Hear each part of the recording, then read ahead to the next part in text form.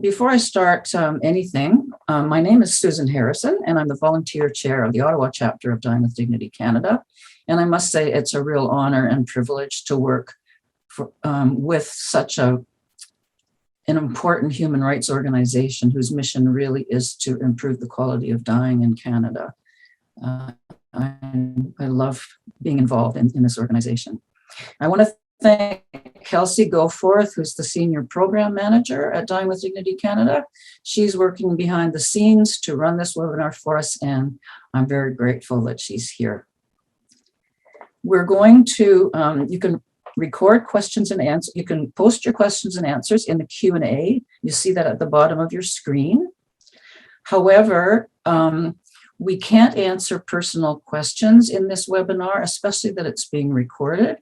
But if you have a question and you want an answer or you need help, there is the information on the screen. You can email support@dyingwithdignity.ca, or you can phone the 1-800 number and someone will be able to give you information on how to access assessments for MAID in your area, or how to get support if you're a family member, whatever the issue is.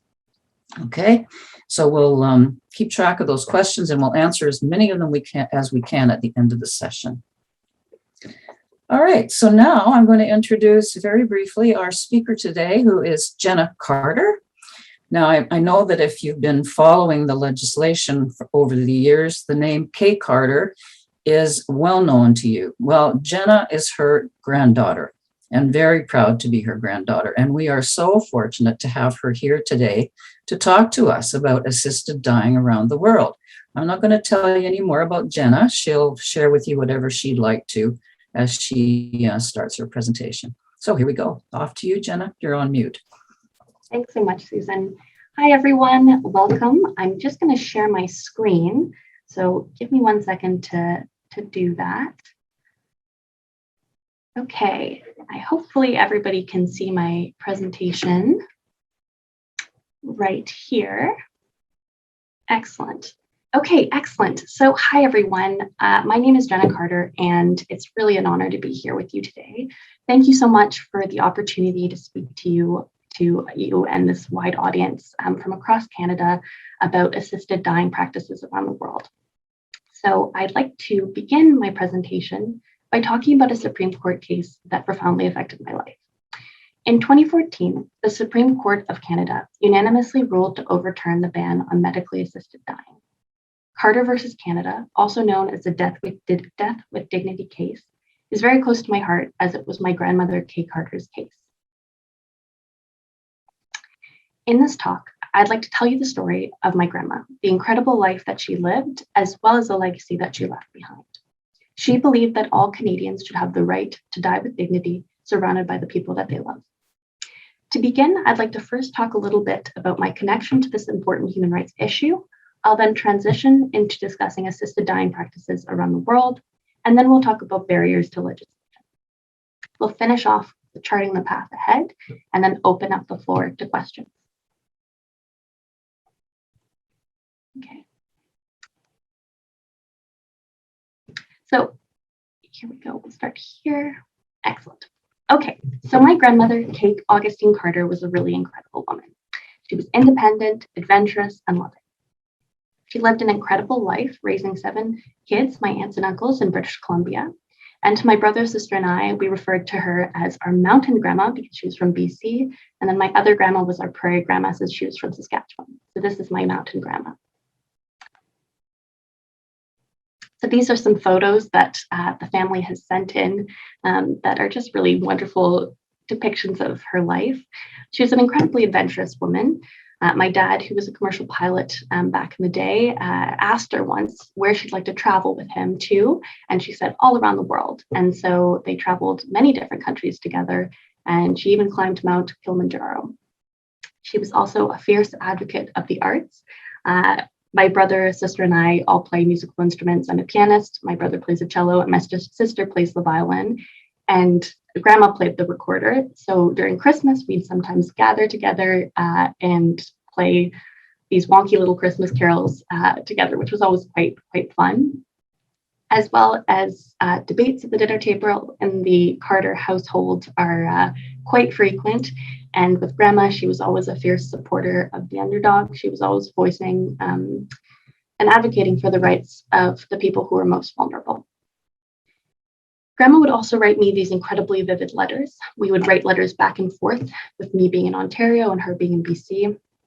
And she would sign off every little letter with a small stick figure drawing of herself that I always loved. And she was really just a truly remarkable woman. At 85, Grandma was diagnosed with a debilitating degenerative disease that would eventually leave her paralyzed in bed. She was unable to do anything for herself and was totally dependent on caregivers, and she felt very trapped in her own body. She lived with this condition for several years in a care home and in a wheelchair most of the time. Over that time, we continued our tradition of writing letters back and forth. Eventually, she lost the ability to write herself, so her caretakers, she would dictate these letters to me, her caretaker would write it out, and then Grandma would, to her best of her ability, draw the little stick figure of herself at the end of the letter. One day, she spoke to my Auntie Lee and said that she had had a full life and she was ready to die with dignity. She didn't want to spend the rest of her life in chronic and unbearable pain. She wanted a peaceful and dignified death. She wanted to die with dignity. She asked my family if they would be able to help her travel to Switzerland, where she knew her final wish could be granted. At the time, it was illegal to seek a medically assisted death in Canada. Helping a person commit an assisted death was a crime in Canada, spelled out in the Criminal Code, Section 241B, and carried a maximum sentence of 14 years in prison. Aware that seeking or assisting a medically assisted death was a criminal offense, she was forced to travel away from her home and overseas to Switzerland, where she could die with dignity.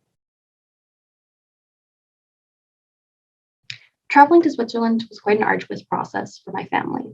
It took about 6 months. My family connected with Dignitas in Switzerland, which is a nonprofit member society which advocates, educates, and supports for improving care and choice in life and life at its end. Since 1998, Dignitas has been in operations for spearheading the world-head implementation of what they describe as the last human right. Dignitas determines firstly if she would have qualified for their death in their clinic. She filled out about 40 pages of paperwork and then had to fill out about 50 pages more at the time. And then it was about 4 months of waiting. There was a requirement that she visit a doctor twice so they could assess that it was in fact her decision to want to die and that she was not coerced in any way. On January 5th, 2010, the day of her death, my aunts and uncles went with my grandma to the clinic in Switzerland. They described it to me as if it was going into someone's home. The family shared stories, played music, and had wonderful memories that they celebrated together. It was really a celebration of Grandma's life. When Grandma was ready, she ate a piece of Swiss chocolate, then received a drink that would settle her stomach, and then she drank a drink that allowed her to fall asleep slowly in their arms. My family was told that she could still hear them, so my aunts and uncles talked about wonderful memories, growing up surrounded by nature in BC, happy memories of Grandpa and the rest of the family, and she fell into a deep sleep, and then she died. The experience was quite profound for my family. There was a real powerful feeling of peace. Everybody knew that she had received her final wish, which was to have a dignified death that she had so wanted. Now, the backdrop to when this was happening is 17 years before Grandma passed away. Sue Rodriguez, a brave Canadian woman, drew the issue of medically assisted dying to the Supreme Court of Canada. Sue was diagnosed with an incurable degenerative motor neuron disease that eventually left her paralyzed in her body. She argued that the laws prohibiting assisted dying violated her charter rights to life, liberty, and security of person. She was famously quoted to have said, "If I cannot give consent to my death, whose body is this? Who owns my life?" Sue lost her Supreme Court battle, fought in a 5-4 ruling against her. At the time, Switzerland was the only Western democracy to permit assisted dying. Sue had an illegal, at the time, medically assisted death in 1994, thanks to an anonymous doctor. Upon returning home to Vancouver, my aunt was asked if she would be willing to tell my grandmother's story to a well-respected reporter. This was an excellent opportunity for us to be able to push forward Grandma's desire for all Canadians to have the opportunity to die a peaceful and dignified death in our own country, really carry the torch ahead for Grandma. A year later, BC Civil Liberties called and asked if we'd be the plaintiff in the case, and because Grandma had felt so strongly that all Canadians should have the right to die with dignity, we said yes. And this was just the beginning. My aunt was the plaintiff in the case alongside Gloria Taylor, who suffered from ALS, and there was the argument that the medically assisted death discriminated against them as disabled people, as they could not enlist help to commit death, while able-bodied people could do it themselves. On February 6, 2016, the Supreme Court of Canada unanimously ruled that competent adults suffering intolerably from grievous and irremediable medical condition have the right to the assistance of a physician in ending their own lives. As of June 6, 2016, this practice is no longer illegal in Canada. And this brings us to our first country that we'll be talking about in this presentation, which is Canada. So on June 16th, the Canadian Parliament passed federal legislation that allows eligible Canadians, adults, to request medical assistance in dying. Canada was the first Commonwealth country to legalize assisted dying. And this is a photograph that I absolutely love of my Auntie Lee, my Uncle Hollis, and then my dad in the back. It was a really emotional day for the family, as you can probably imagine. There's been a steady growth in the number of cases of medically assisted deaths since the introduction of MAID in law in 2016. A 2019 Government of Canada report found that profile of MAID recipients were as follows. The average age was about 75 years old. It was almost equal between men and women. Men, it was 50.9%. Women, it was 49.1%. Over 80% of the deaths occurred at the age of 65 or older. And cancer was most commonly cited as the underlying medical condition. Now, this is pulled from one of the reports, the first annual report on medical assistance in dying in Canada, and that's available for everybody to read. It's quite interesting. So this is the annual report, and you can see right here that 2020 marks the fourth full year of access to MAID in Canada. In 2020, there was 7,595 cases of MAID that were reported in the country, and that brought the total number of medically assisted deaths reported in the country since the enactment of legislation to 21,589. The annual growth of MAID cases has been steadily increasing each year, and in particular, rising 34.2% from 2019 to 2020. What can the steady growth of MAID requests be attributed to? It's really an increased awareness and greater acceptance by Canadians of MAID as an end-of-life option. In the news, you might have heard the news about Bill C7. On March 17th, changes to Canada's new medical assistance in dying MAID law came into force. The new bill, Bill C7, responds to feedback of over 300,000 Canadians, experts, practitioners, stakeholders, Indigenous groups, provinces, and territory that were taken from these consultations that occurred from January to February in 2020. The revised law is also informed by the testimony of over 120 expert witnesses heard throughout the BC7's study in the House of Commons and Assent. These changes to the criminal code now allow MAID for eligible persons who wish to pursue a medically assisted death, whether their death is reasonably foreseeable or not. The new law will reduce unnecessary suffering in Canada. It supports great autonomy and freedom of choice for eligible persons and provides safeguards to protect those who may be vulnerable. The next step is the parliamentary review committed to in the bill. The review includes eligibility for MAID of mature minors and those with mental illness, advanced requests for MAID, the state of palliative care, and the protection of Canadians living with disabilities. So that's something to really keep your eye out for, is parliamentary review, which has been currently paused because we are in the writ period because currently we have an election, but that will begin once Parliament resumes post-election period.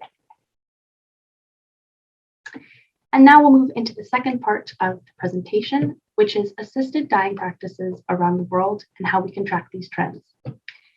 So the purpose of really learning how other countries deal with this practice is to help us better understand how these practices work. And it really gives us tremendous amounts of insight into the changing attitudes and beliefs on a global scale.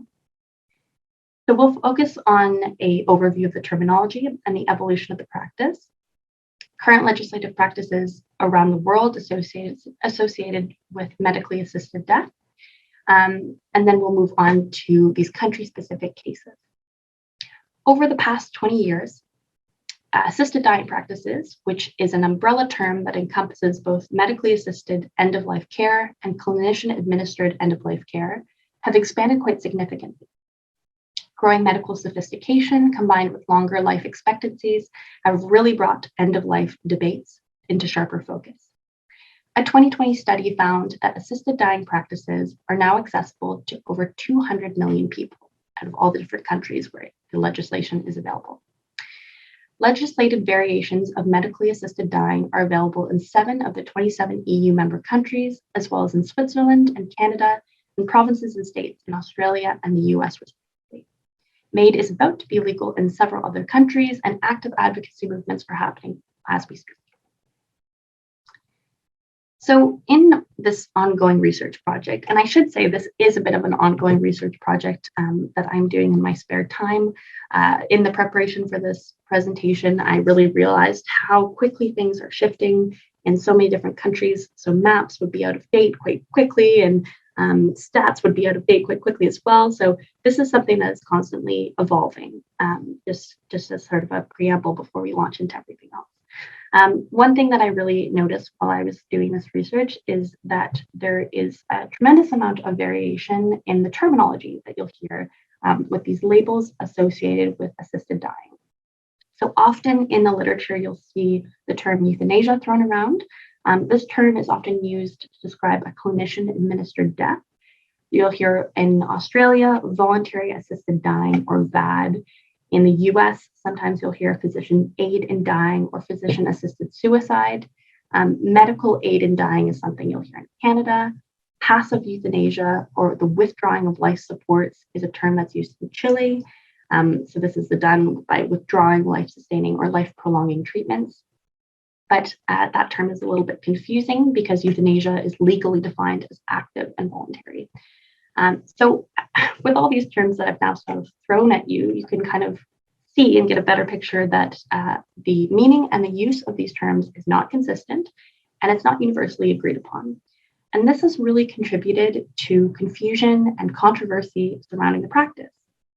Often we'll hear the term assisted suicide, and we attempt to sort of avoid this term because it stigmatizes people who are suffering intolerably from a devastating medical condition and want the option of a peaceful death. The word suicide is also very loaded with linguistic baggage and often can be used to politicize medically assisted dying. So for the purposes of this presentation, we'll use the terms medically assisted dying and clinician-administered dying, which are both legal options available here in Canada under the umbrella of MAID, medical assistance in dying. So the difference between the two is who performs the final act.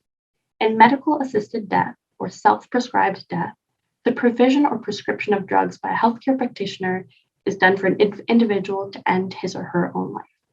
The individual takes the action that will induce his or her own death. So we don't in Canada refer to it as physician-assisted dying because nurse practitioners are also allowed to provide the medical option. And then we have clinician-administered. Often this is the term that is used instead of the word euthanasia, which refers to the act of intentionally ending the life of an individual by a healthcare practitioner through medical means at the individual's explicit request. For the purposes of this presentation, I'll use this term clinician-administered. So in Ontario, for example, the coroner prepares monthly statistics on MAID, breaking them down into 2 categories, clinician-administered and self-administered. So that's an overview of our terminology. Now we come to the profile of applicants. There is quite a lot of variation of who is the typical individual who is accessing medically assisted dying. A 2016 study focused on European countries, the US and Canada, found that typically the demographic of people accessing MAID are older, white, well-educated, and who cite pain as their primary motivation. You can see the source for that stats at the bottom there. And if anybody has any questions about any of the reports, the academic literature that I'm citing, I'm happy to share it with you. In Canada, the average age of persons who received MAID in 2019 was 75.2 years old. The majority, 93.4% of reported MAID deaths occurred at the age of 56 and older, and over 80% occurred at the age of 65 and older. Other demographic variables such as age, sex, marital status, and household size are less consistent. There's not a clear association with attitudes towards end-of-life decisions. You'll often see physical illness. Those who suffer from physical illness tend to take a more positive stance towards end-of-life decisions. In all of the literature that I was looking at, especially in the US and Canada and European countries, the physical decline and associated loss of control are central motivations for people to want to access this final human right. Cancer is often frequently cited as the underlying medical condition associated with those receiving MAID. In 2016, 67% of MAID applicants in Canada cited cancer, followed by 10% of respiratory, 10% of neurological, and 10% of cardiovascular diseases. And then also you'll see psychological suffering. Individuals at the end of their life who feel despair with their lives are more open towards end-of-life decisions because it may lift some of the stress associated with the prospect of dying. There was a real peace for my grandma when she knew she had the ability to have her final human right respected, knowing that she didn't have to suffer unbearably for prolonged periods of time. So, it's challenging to say the exact number of people who undergo medically assisted dying or end-of-life care, as the figures are quite hard to collate, but we can say that there has been a rise in support for assisted dying practices, particularly in Western liberal democracies. And there's many reasons for this. The two most obvious reasons are the growing global aging population and the higher level of chronic disease and protracted illnesses. In industrialized countries, population aging is associated with a higher likelihood that there will be discussions and debates on the issue of dying with dignity. Loss of autonomy, diminished quality of life, and loss of dignity are the factors most frequently associated with requests for dying. While life expectancy has also increased, there are higher levels of chronic disease and protracted illness. Life expectancy around the world has increased due to developments in medicine, education, improved hygiene, and more awareness of one's health. So chronic conditions such as cancer and cardiovascular diseases are the leading causes of death, and they often have very long and debilitating trajectories, which can extend life but lead to protracted suffering. That includes pain, suffering, functional and cognitive decline, and associated experience of loss of dignity and autonomy. Individuals who request an assisted death are most often dying of cancer, but other conditions we see more on the global scale are ALS, multiple sclerosis, cardiovascular disease, and immunodeficiency syndromes. There's also shifting attitudes. As doctors become more experienced and society grows accustomed to the practice, there may be an increase in assisted dying globally. Individuals become more familiar with the law, and there's an increased willingness to perform clinician-administered dying as doctors. So there's 10 countries that I'll be discussing today where someone can lawfully access an assisted death. Australia, Belgium, Canada, Colombia, Germany, Italy, Luxembourg, the Netherlands, Spain, and Switzerland. The overarching trend between these countries is that all assisted dying legislation includes substantive and procedural requirements such as minimum age, waiting period, health conditions, and medically consultations and reporting procedures. Some of these countries are more extensive and detailed, while others are more limited. And there's quite differing approaches when it comes to the type of medical circumstances that can enable a person to receive medical assistance in dying, whether assistance is available to adults or also to minors, whether a person can receive medical assistance in dying after they've lost the ability to express their wishes. So this gets quite complicated with all the different legislation in different countries. But that is something to sort of keep in mind as well, is that they're not all the same. All the legislation, there are variations. So almost all of the countries have mandatory oversight systems involving monitoring and publicly reporting on how assistance is being provided to ensure full transparency. And now what I want to do is to actually go away from the headlines and go in chronological order, the stories of people who put forward these cases. The Netherlands was the first country in the world to legalize both self-prescribed and clinician-administered end-of-life care. Since 2002, the Netherlands allows for medical assistance in death. There's no requirement that a patient be close to death. An individual's request must be informed and voluntary and well considered. A doctor must be satisfied that the patient has unbearable suffering and without prospect of improvement, and there's no reasonable alternative to address it. Advance requests are permitted where the person is unable to express their wishes, but is nonetheless conscious, such as persons with dementia and Alzheimer's. There's about 3,500 cases of medical assistance in dying a year in the Netherlands, and the number of clinician-administered dying cases has doubled from under 2% in 2002 to over 4% in 2019. Since 2002, MAID is legal under strict conditions in Belgium. Loss of dignity is often identified as the basis of requests in 52% of cases in the country. According to the Belgian media, there was 2,357 cases of clinician-administered dying in 2018, equivalent to more than 6 a day. The majority of people were over the age of 60. And this is a photo of a decorated Paralympian and advocate for the legal right to choose clinician-administered dying, which is Marika Vervoet. Marika lived with severe pain from an incurable degenerative spinal disease and ended her life in 2019. She had won gold and silver medals in wheelchair racing in the 2012 London Paralympics and also won 2 medals in Rio de Janeiro in 2016. He was quoted to have said, "I think there will be fewer deaths when every country has the law of euthanasia. I hope everyone sees that this is not murder, but it makes people live longer." Since 2014, Belgium has allowed minors to be helped as well as adults if they are terminally ill and in great pain and if they have parental consent. There are safeguards in place to make sure that they have rational decision-making capacity and be in the final stages of a terminal illness. And the parents of those under 18 must also give consent. The next country in chronological order would be Canada, but since we've already discussed it, we'll move forward to Luxembourg. In 2009, Luxembourg became the 3rd country in Europe to legalize MAID. MAID is only available to adults, which is different from the Netherlands, where minors as young as 12 who request MAID with parental consent, and Belgium, where emancipated minors who request MAID equally. From 2009 to 2019, only 71% chose to end their lives through clinician-administered dying, and 2 out of the 71 opted for a self-prescribed death. And in 2020, there was a rise in cases as well.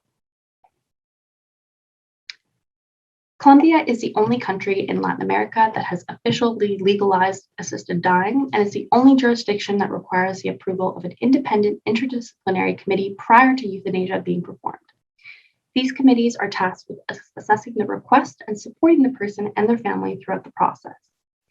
In 1997, the Colombian Supreme Court set out the rights of a terminally ill person to engage in a voluntary assisted death. The Health Ministry issued guidelines in July 2021 that require a voluntary request that must be done through an advance directive and then a procedure for review. In May 2019, it went a step further with legislation that made the procedure available to children. This is a photo of a Colombian activist, Yolanda Chaparro, who was diagnosed with ALS. At the time, terminal illness was still a necessary qualification to necessitate an assisted death in Colombia. Yolanda was denied an assisted death because, according to her doctor, her health and quality of life were not sufficiently deteriorated. In June 2021, the Constitutional Court of Colombia picked up Yolanda's case. Yolanda's legal team highlighted that the decision to compel a person who has a serious, progressive, incurable disease to wait for their health and quality of life to deteriorate is incompatible with his or her idea of dignity. In June 28, 2021, Yolanda was the 125th individual to receive MAID. Surrounded by her friends and family, Yolanda said, "I want to be remembered for my happiness."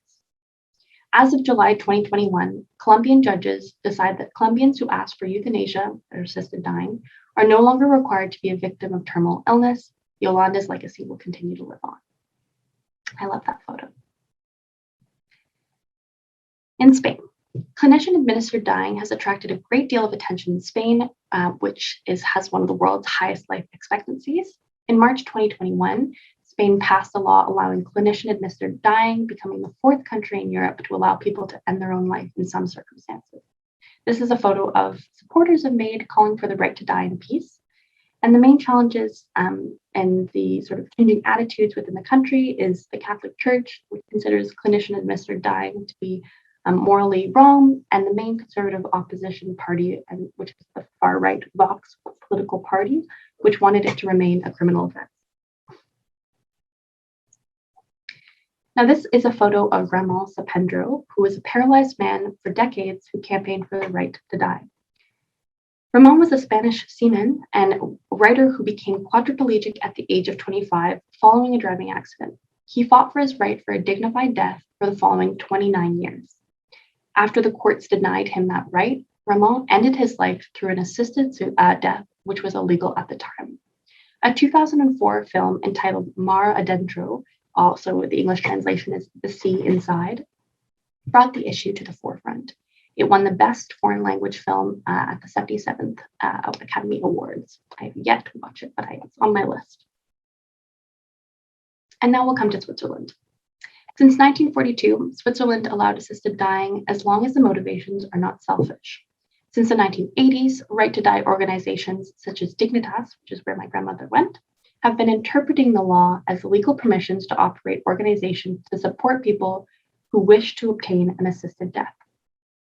All forms of clinician-administered dying are against the law. Individuals seeking an assisted death must administer the legal medication themselves. So this is a photo of the actual clinic in Zurich, Switzerland. Many foreigners, including my grandmother, travel to Switzerland to take their own lives with the assistance of an organization. You can see this graph here. This is from The Guardian. This is a graph of the number of individuals accessing suicide, assisted suicide in Switzerland. And you can see that it has risen a fourfold, a little more than in a decade. And so it's quite interesting to see the number of individuals who are Swiss residents versus foreign residents as well. According to statistics from Dignitas, 221 people traveled to the country for the purpose of seeking an assisted death in 2018. 87 were from Germany, 31 were from France, and 24 were from the UK. The COVID-19 pandemic has made the financial, legal, and logistical hurdles for people seeking an assisted death much more challenging. So it's much more difficult for people to be able to access this care. Legislation is currently pending, but I've chosen to include New Zealand in this section. This is a photo of Matt Vickers and his late wife, Lucretia Seals. Matt carried on Lucretia's campaign to change New Zealand's law on assisted dying. Lucretia was a lawyer, and after she was diagnosed with a brain tumor, she launched for a legal challenge for the right to end her own life with medical assistance. Her case was unsuccessful, and she died of her illness. New Zealand's parliament voted in favor of legalizing clinician-administered dying in late 2019, and a national referendum took place in September 2020. Starting in the 7th of November 2021, people who have experienced unbearable suffering from a terminal illness will be able to seek a medical assistance in their end of life in New Zealand. I just want to quickly run through the US and Australia. These are two countries where right-to-die cases are regulated by the individual state legislature. So access to MAID is dependent on provincial or state laws. So we'll start with the US.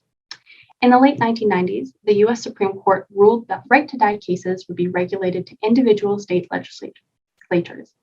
Since 1997, assisted death has been legalized in 9 US states: Oregon, Washington, Montana, Vermont, California, Colorado, District of Columbia, Hawaii, Maine, and New Jersey. Oregon voters in 1994 passed the Death with Dignity Act, thus becoming the first and only state at the time where a physician-assisted death is legal. And the legislation permits mentally competent adults to obtain MAID if they suffer from a terminal illness and they have made a voluntary request. In 2020, 16 other states are considering death with dignity laws. So those include Utah, Arizona, Minnesota, Iowa, Wisconsin, Indiana, Kentucky, Georgia, Florida, Virginia, Maryland, New York, Connecticut, Rhode Island, Massachusetts, and New Hampshire. So there is a lot to be following and tracking in the news. One other thing I'll mention from the US is that it was quite interesting, but unsurprising to see that Americans who have more conservative religious beliefs tend to be less favorable of the practice. as well as one thing that I thought was quite interesting in doing this research was race and racism are often very critical lenses and often neglected lenses in the current debate over assisted dying.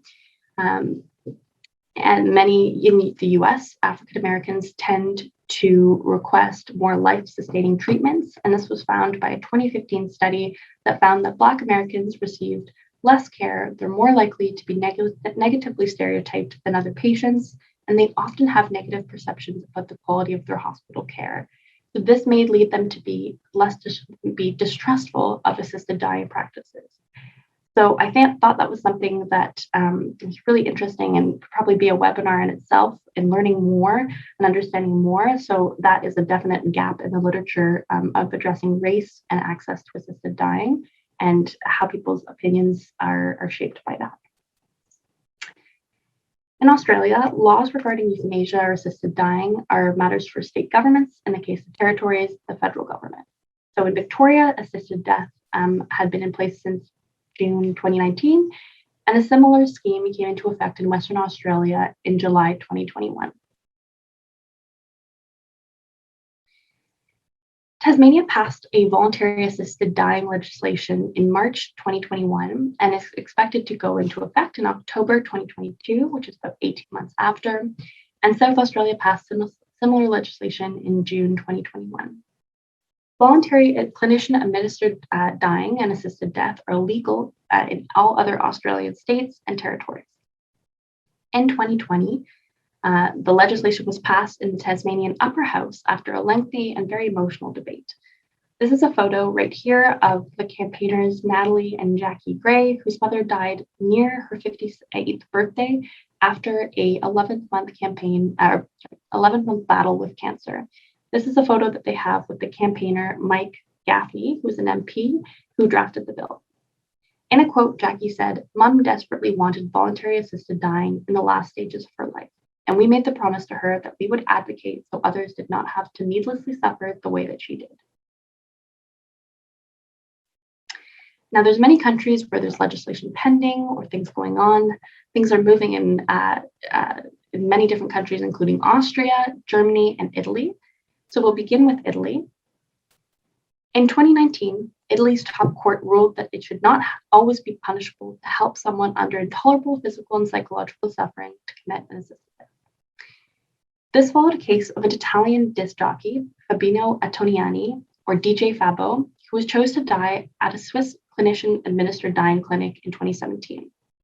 Fabo was left blind and tetraplegic by a serious car accident in 2014. This is a photo of his girlfriend, his former girlfriend, Valeria Imbrogno, and a pro-clinician administered dying campaigner, Marco Cappato, on the left. Currently, patients suffering from incurable diseases who do not fall into this category have no legal right to MAID, and the implementation of any new laws are quite complicated by the fact that right-wing parties who typically oppose the legislation in the country govern many of the regions that control Italy's health services. Despite the setbacks, polls are suggesting that as many as 9 in 10 Italians back the legislation of MAID. On August 16, 2021, over 500,000 signatures were collected, which is enough for a referendum on the legalization of MAID. Germany began considering potential assisted dying legislation in January 2021 after its top court struck down the ban in February 2020. The issue of assisted death and clinician-administered dying is particularly sensitive in the country, given the country's obviously troubled history in the Nazi regime, murdering many people with mental illness and physical disability. That was something that was really dominated the news cycle, and it really clouded the debate on the issue. So it made the issue surrounding assisted dying highly emotional, as many vocal voices felt as if it was opening up Pandora's box. But this was something that, after huge amounts of research and evidence-based reviews were put forward, people attitudes started shifting and changing. And since 2001, Germans topped the list of nationalities who traveled to Switzerland to end their lives. In 2020, the Austrian courts found that the ban on assisted death was unconstitutional, and the provision will come in force in January 1st, 2022. The case was brought forward by a series of claimants, including a 56-year-old man suffering from MS. Another claimant was a doctor who wanted to assist in such cases without facing legal and professional consequences. And assisted dying had previously been punishable by up to 5 years in prison. Protagonists of legalization say a ban encroaches on religious freedom as it's based on Christian ethical considerations, but religious considerations are commonly cited as the reason for why politicians are reluctant to adopt dying legislation in Austria. Now, there's many different cases to watch. I've only picked a few just because we are already 40 minutes in and I have lots to say, but I'll say France, UK, Portugal, Chile, and Peru are some cases to keep your eye out for. In the UK, currently about 50 British citizens a year seek an assisted death in Switzerland. It costs about £12,000. So obviously that's quite inaccessible for many people to be able to leave their home country and to go and seek an assisted death in another country. The UK public is consistently sympathetic to assisted dying for terminally ill people, which polls are finding about 82% of support in 2015. A 2019 poll found at a similarly high level that people are supporting assisted dying. So we'll see that this might be shifting and changing in the coming years. In France, this year, a bill to legalize assisted dying is going before a deeply divided French parliament. Current laws allow for deep sedation of individuals who suffer from incurable illnesses, but not to end their life or help them end their life. In France, supporters say that French residents often travel to Belgium or Switzerland for assistance in death. And French doctors already perform an estimated 2,000 to 4,000 acts of assisted dying every year. This is a photo of French activist Alain Coq, who campaigned for his right to MAID, and he died by medically assisted death in Switzerland in 2020. In 2021, Portugal's parliament voted to legalize assistance in dying. On March 15th, the Constitutional Court overturned the law because it was imprecise. The decision left the door open to assisted dying, provided that legislation was better drafted. The governing Social Party will probably redraft and resubmit the bill, so another one to keep your eye out for. Chile's Senate is currently reviewing a bill allowing assisted dying for those over the age of 18. Under the legislation, applicants would need to be diagnosed by 2 doctors, they need to have an incurable disease, be conscious, and when making the request or have previously established that they were suffering from unbearable physical ailments. This is a photo of Cecilia Heider, who is a human rights defender and social activist from Chile, who hoped to become the first to use assisted dying if the legislation is finally approved. Cecilia faced breast cancer, lupus, and septicemia. In a powerful statement, she said, "It's my dream to fall asleep and not wake up anymore. This is not a life that I'm leading. I love life, but I want to die with dignity. In the right of assisted death, I do not harm a third party. It's my body that no longer responds. I have a mind, so why can't I say enough to my body so that it stops suffering?" And finally, the last case that I'll mention to keep an eye out for is in Peru. A Peruvian court ordered that the government respects the wishes of Ana Estrada Ugarte on her right to end her life through euthanasia. Estrada, who is a psychologist, has suffered from incurable and progressive disease that progressively attacked her muscles since the age of 12. Estrada started a legal battle 5 years ago to be allowed to decide to end her own life when the time comes. Estrada had written a blog. It's called Anna Seeks a Dignified Death, and that she had been writing since 2016. This was a real rare allowance in Latin America, as local laws still prohibit anyone from helping people to die. So now we come to unlawful or unclear legislation. In recent years, we've witnessed this sort of shifting attitudes towards MAID, particularly in Western liberal democracies, with the practice expanding significantly around the world in the past 20 years. Nevertheless, there's still the legality of assisted dying, still unlawful or unclear in many countries. And this is a list of countries that was compiled by Humanist UK, and that was from, I believe, 2 months ago from in this year. And assisted dying remains controversial and has the sort of societal and legislative debates will continue. While there has been a slow change in the attitudes towards assisted dying, there still remain significant concerns. So this brings us to the final chapter of our presentation. What are the roadblocks to legislation? Often we'll have, in different cases that I found, there was the citing of religion. Religion is an important factor in determining attitudes towards assisted dying. In many different religions, there's the beliefs about death, reincarnation, afterlife, resurrection, all impact someone's position on assisted death. It's important that we recognize that positions on MAID are not neatly matched with national cultures or religious denominations. There's no clear-cut positions anchored in nationality, in culture, or religion. Attitudes are personally decided on as part of political, social, and existential sort of beliefs of the individual. So it's very hard to make these sort of broad generalizations, which was quite challenging when I was trying to find research to understand where religion played a part in the debates. But I want to quickly talk about Christianity, Islam, and Hinduism. There was many other religions that I could reference, but in the sake of time, we'll just sort of stick to these. Christianity is the predominant religion in Europe, the Americas, and Oceania. And there's also large communities in Central Asia, Indonesia, the Middle East, and West Africa. Traditionally, many Catholics tend to favor palliative care for terminal individuals, should that be the only option on the table. So we can see this predominantly in Europe, where traditional Catholic states, such as Poland or Ireland, are holding out against liberalization. Particularly in Latin America, where Catholicism plays a central role in everyday society, there's not much of a chance that there will be a massive wave of Latin American countries to start adopting legislation quite quickly. This is probably going to be a very slow, incremental process. As well as I've mentioned before, that opinions within each religious community are not homogenous. For example, in Canada, an Ipsos poll in 2020 found that 86% of Catholic Canadians and 79% of Catholic Canadians support allowing Canadians with grievous and irremediable illnesses to make advance requests for medical assistance in dying. Islam is a predominant religion in several subregions: East Asia, South Asia, North Africa, the Sahel, and the Middle East.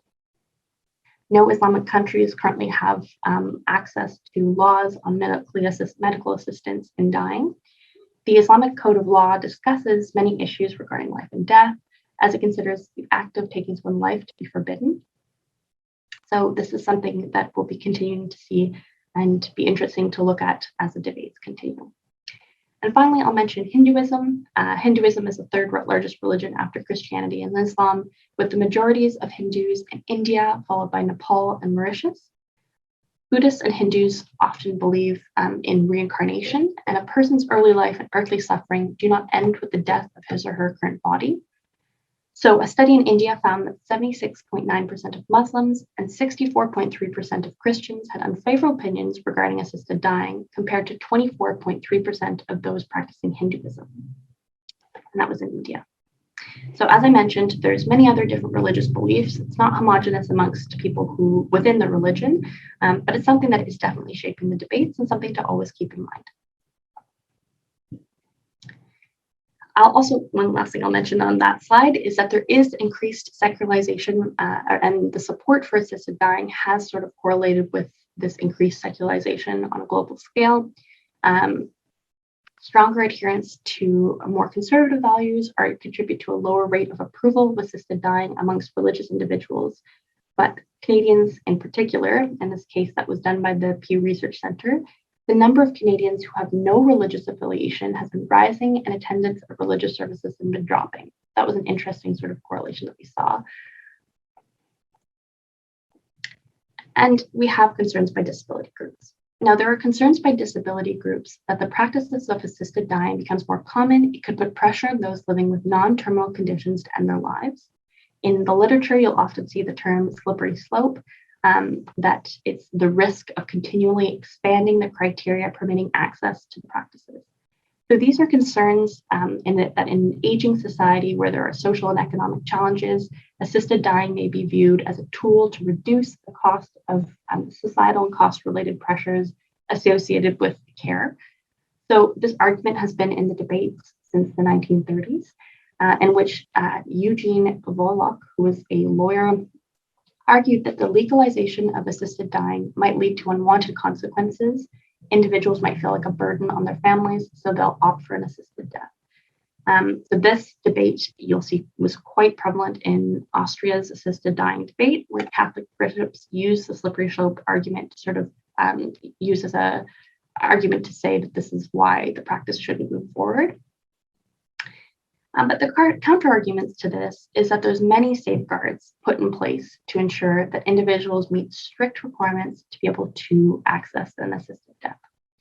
Every jurisdiction that has legalized assisted end-of-life care has implemented substantive and procedural requirements and safeguards. So there was a very comprehensive study that was done in 2007 that focused on the impact of assisted dying in Oregon between 1998 and 2006, and the Netherlands between the 90s and 2005. It concluded that in both countries, people were accessing assisted death free from coercion, and the result was a reduction in suffering.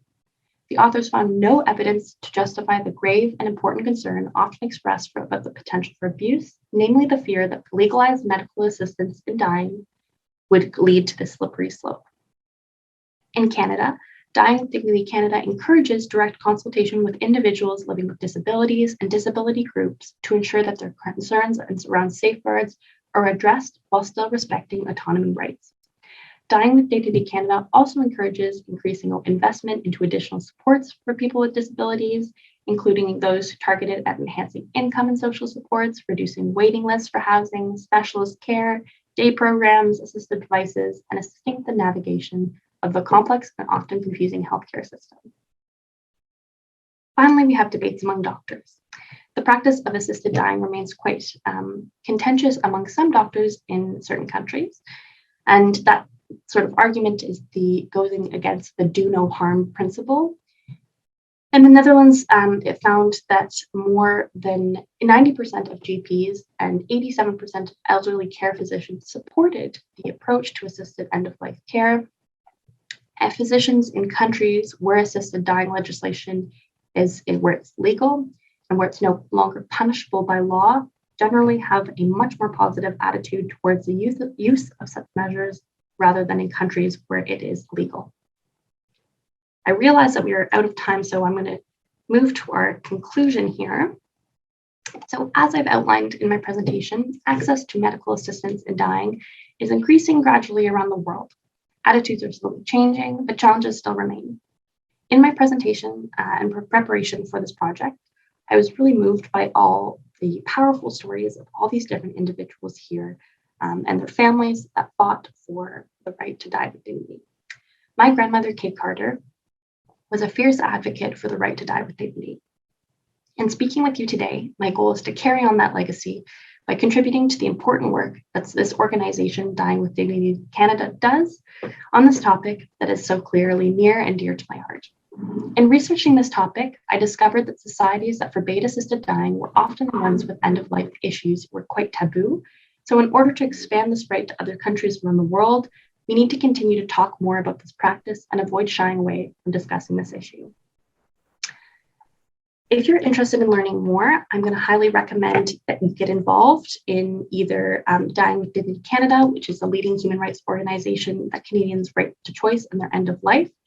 So that is something that is obviously everybody here is part of the email distribution list, but I would really encourage you to get involved with your local chapter. And then also, if you're interested in following what's happening around the world, I'd recommend following the World Federation Right to Die Societies. They have news stories of how legislation is shaping out around the world.